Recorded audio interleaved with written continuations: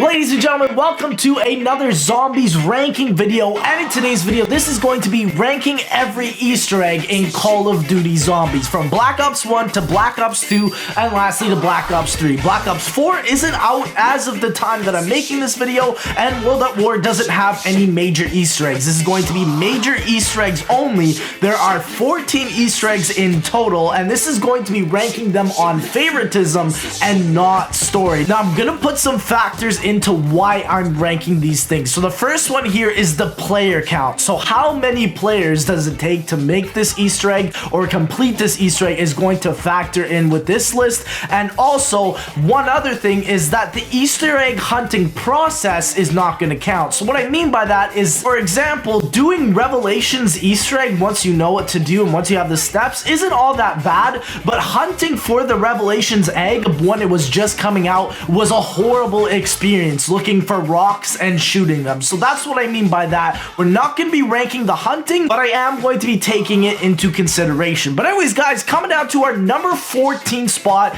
this has got to be, yet again, my least favorite map, Transit. What a horrible Easter egg. And on top of that, it's so tragic to have an Easter egg like Moon, such a climactic ending and such a crazy finale to Black Ops 1, and then end up in such a trash map like Transit. I don't even understand. The problem is with the Transit Easter egg, you need 4 players. Now I know with Richtof inside you can get it done with 2 players, but the problem is it's so boring. The whole basis of the Easter egg is about grabbing one part and running all the way to where you find it, to putting it in the buildable table or putting it on the nav card table. It's not fun at all. Either side is worse, and the problem is if you want to do Maxis' side, it's awful because you have to turn on the power and then turn it off. You know, I don't, why? And a lot of this Easter egg rides on luck, on getting certain EMP grenades to even be able to do this, which I think is ridiculous considering it's already more of a chore of playing Transit in itself. And again, there's so many stupid things, like you have to first build the nav card table, quit the game, and then restart your game to play it. And on top of that, if you want to do the Easter egg fast enough, you have to build up points in your bank to be able to do it quickly and to not be bored out of your skull. Coming down to our number 13 spot, this has got to be Die Rise. Now, Die Rise is slightly better from Transit's Easter egg. It's so ridiculous, in fact, that the world record for solving Die Rise's Easter egg, or completing it, in fact, is 6 fucking minutes. You can complete this Easter egg if you have money in the bank and you know what you're doing in 6 fucking minutes. I can't believe this type of Easter egg is still involved. And also, this Easter egg has the same thing. You have to build the nav card table. You have to involve the trample steam. There's a lot of different luck. Like even for the Maxis side, you have to get an upgraded ballistic knife and shoot it at a specific character. Like what is that gonna do? And also, the whole significance of this Easter egg is so stupid. You're just trying to light up a pylon for an eventual garbage ending in Buried. I don't understand. And Die Rise is just not a fun map, especially with the last step. You have to find all the mahjong tiles. Like, there are these little tiles around the map, and you have to make sure you know which one their color code. It's stupid. What a fucking trash Easter egg. And coming down to our number 12 spot, I know a lot of you guys are gonna hate me for this one, but I think it's Mob of the Dead's Easter egg. Now, don't get me wrong here, boys. I love Mob of the Dead, and I am super excited to see what Blood of the Dead's Easter egg is going to be like. But the problem is with Mob of the Dead's Easter egg is it's literally, the Easter egg, right, is about going to Pack-a-Punch 4 times. That's it. That's the whole Easter egg. You go to Pack-a-Punch. Like, obviously, the one thing I'll give this Easter egg is it's an Easter egg that you can definitely solve if you've never looked up a guide. You could probably do this Easter egg just by playing the game, just by exploring, just by looking. And I think that's something that's really cool. But as a game mode or as an entertainment factor, it is not fun. And I will give it one thing, though. It does add an exceedingly interesting ending to a zombie storyline where we actually get to fight each other other, and there's certain weapons that are better than others. I think that whole aspect is amazing, but the problem is you have to have 2 players for this one. It's not as bad as Transit or Die Rise. Now, coming into our number 11 spot, it pains me to say this, it pains me to put it here, it's Revelations. And good God, what a horrible Easter egg. And this is where I mean that the Easter egg hunting doesn't count, because I would have rated this shit on the last spot if it did, but man, I still gotta take it into consideration. It's still there. Treyarch had us motherfuckers looking for rocks, boys. They had us looking for rocks for weeks. Look how many rocks are on the goddamn map. It also gave us a terrible ending, and the Easter egg itself isn't even fun. Like, a lot of it is similar to Moon, where you need a lot of different Easter egg components. You need the Mars Stogwa, you need a little Arnie's. It doesn't really make sense, and I don't understand half the steps or what the relevance to do with them. Like, a good Easter egg, as a lot of people have told me, is an Easter egg that's coherent, where you can solve, where you can actually discover it. Something similar to Mob of the Dead, but a little bit more exciting than that, you know? But anyways, coming down to our number 10 spot, it has got to be another finale. It's Black Ops 1's finale. It's Moon. Now, Moon's Easter egg, don't get me wrong, once you actually play with a bunch of people, and if you're not playing solo, this Easter egg is quite fun. It's challenging, I would say. A lot of it is facing the mystery box, and also a lot of RNG with getting Tunnel 6 open. But once you get that done, this Easter egg is quite enjoyable. Everybody can get all the perks. It's a lot of fun for that. And the other thing is, it's just cool playing on Moon and seeing the Earth blow up. Like, there's just something I love about that. But if this Easter egg didn't have as much RNG as it did, I would totally rate it up high, because I feel like it is a challenging Easter egg, and especially in Chronicles, they took out all the nasty kinks that they had in the first game of Black Ops 1, and I think it's a lot of fun. There's a lot of cool steps, a lot of background story in this, but unfortunately, I just think the RNG really kills it for me. Now, coming into our number 9 spot, we have another Black Ops 1 Zombies Easter egg, and I feel like this has to be Ascension. Now, I feel bad for putting Ascension here, because Ascension is really the Easter egg that started it all for the Zombies community. It was how people got so invested into the game, where there was an actual storyline quest, and I think with Ascension's Easter egg, it's got to be on the lower end of the list, because it's pretty bare bones. Like, a lot of the Easter egg is super simple. You start by throwing a Gersh device out at a random generator for no real apparent reason other than for Gersh, but there are small clues that really help you along the way. But other than that, there's just 4 nodes that you have to activate and then power the Casimir mechanism. It's not really too much. Now, coming down to our number 8 spot, this has got to be the best Easter egg in Black Ops 2's Victus crew, and this has got to be Buried. Now, Buried's Easter egg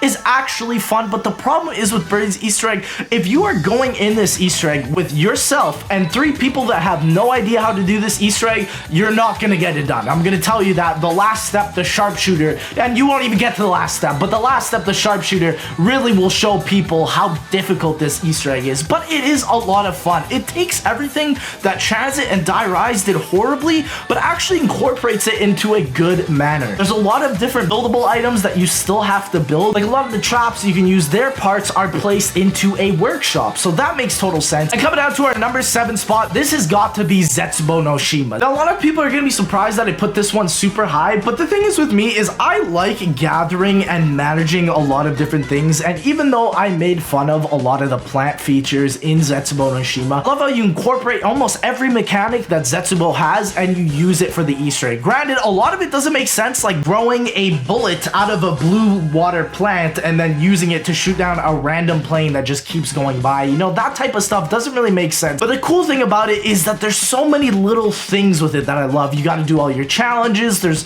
cool different areas that you get to find. You get to kill a zombie spider boss and use his venom. It's a lot of incorporation that I love about it. But the thing is, it can get a little bit too much at certain points, and the fact that you have to use anywhere but here to even complete the Easter egg is kind of a pain in the ass. And coming into our number 6 spot, this is where everybody's gonna call me the biased little dickhead. It is Call of the Dead, and Call of the Dead's Easter egg is one of the most unique in my opinion, because with Call of the Dead, the Easter egg is almost almost a completely different experience when you play it solo as when you play in co-op. Now, granted, I personally like the solo Easter egg version of Call of the Dead better than the co-op version, but the co-op version is still very cool. There's a lot of fun steps with it that granted makes sense, but they're kind of ridiculous. Like, one of them is you just have to find a random vodka bottle that's been frozen on a ledge, you knife it, and then one of your friends has to grab it at the bottom. Like, something ridiculous like that. And knowing that your main characters are trapped inside of a room that you can't access, but you have to do things for them,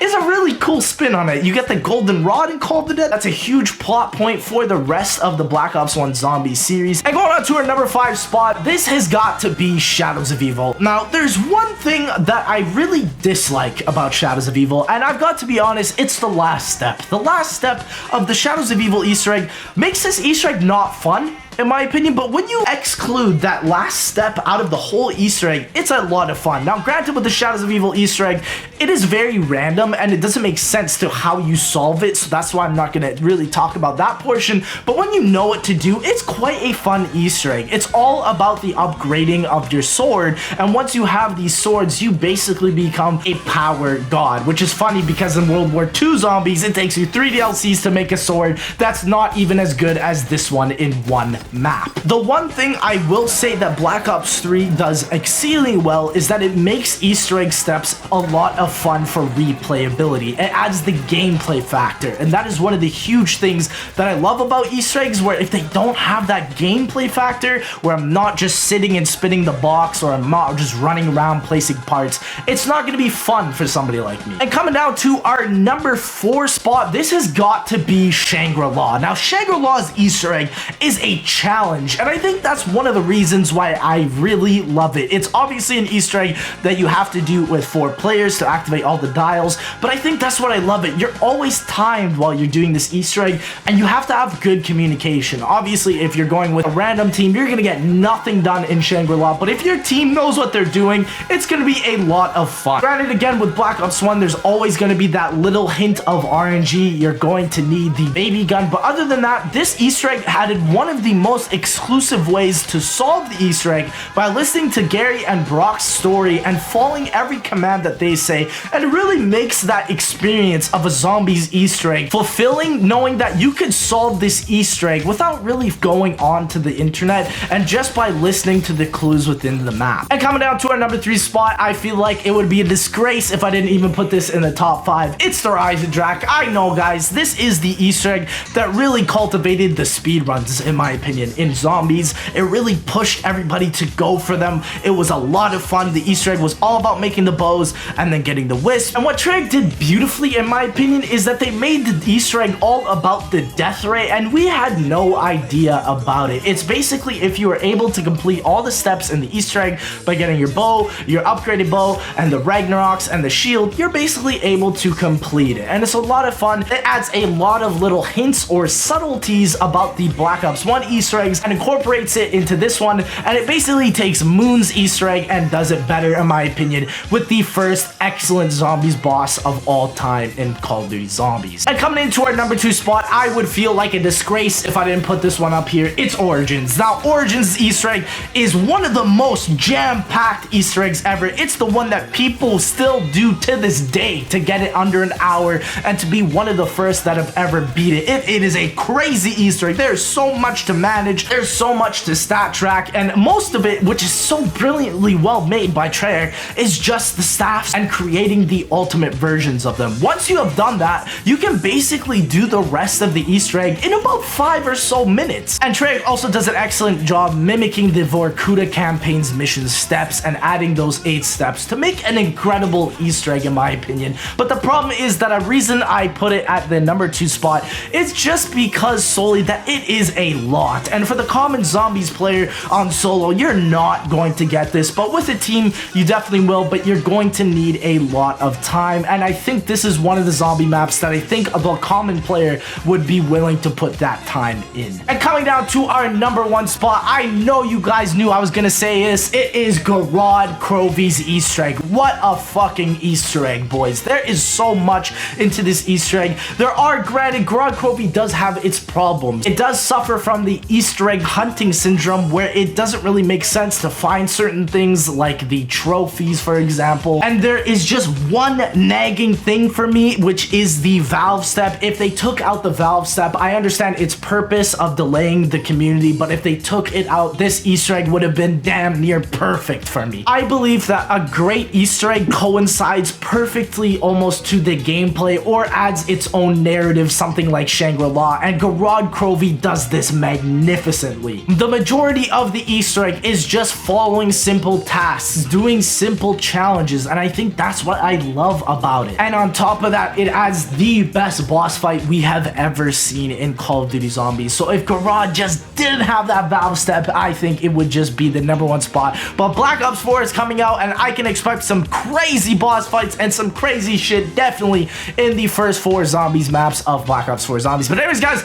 I hope you enjoyed this video. If you did, please make sure to like, comment, and subscribe. And also, just to jump in here really quick, I'm going to be live streaming the Blackout beta that's coming out tomorrow, the Call of Duty Black Ops 4 Battle Royale, from 10 a.m. Pacific Standard Time tomorrow until the next day, 10 a.m. Pacific Standard Time. It's going to be a full 24-hour live stream. If you want to come check that out, please come to my channel. It will either be on my YouTube or on my Twitch, so I'm going to be streaming that. It's going to be a lot of fun. If you want to be on chat, come to Twitch. You can donate. It'll be a lot of fun. You can do whatever. I don't care. Just come on in. But anyways, guys, thank you so much for watching. We'll see you, ladies and gentlemen, in the next one.